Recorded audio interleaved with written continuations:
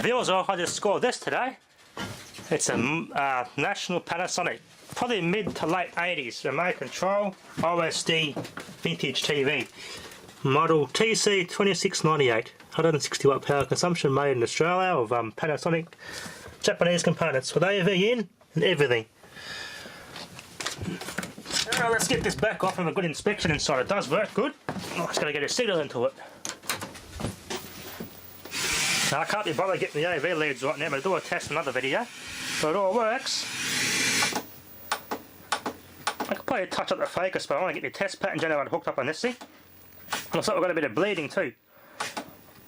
I'll have to touch up the colours on that, do some adjustments. Anyway, take that off. Nice stereo sound speakers. Let's get this back off and have a look inside. Just a quick one today. I'll get the rest of this when I get time. Inside this thing, look at that, 2nd of April 1987, bit newer than I thought, an 87 vintage National Panasonic. The old simple chassis, switch mode power supply built in, speakers are in separate enclosures, nice flyback, it's a modern flyback too, Matsushita tube.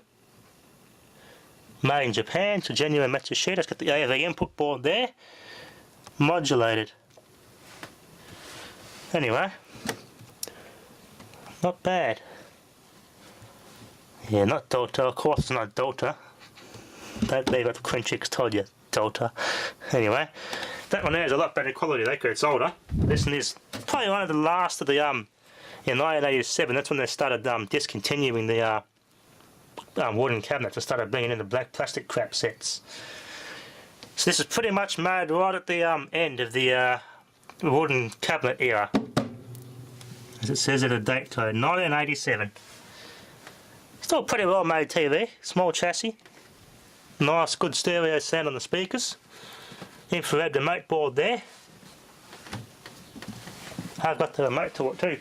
There it is. There did I put it? It's around somewhere. There it is, the remote. I got the instruction book, owner's manual coming to it as well. Yeah. It would have been made when this era pretty much come to an end. So this is the last of the good old wooden cabinets when this was made.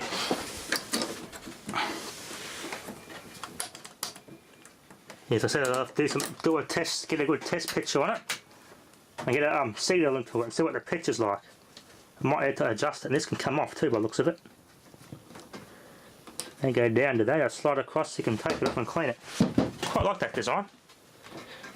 It's a borderline cheap BPC era, I would probably call that one. 204 speaker. They're quite nice speakers, look at the size of them. Nice rubber surround suspension and everything on them. I wonder what sort of amplifier this thing is. Where's the amplifier? There it is down there, the IC. Can't see what it is though. It's quite a big chunky one.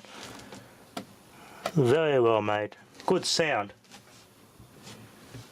Relatively clean and very looked after, this TV. Very well looked after. But yeah, gotta touch up some things in here if the picture's bleeding a bit. That's not hard to do.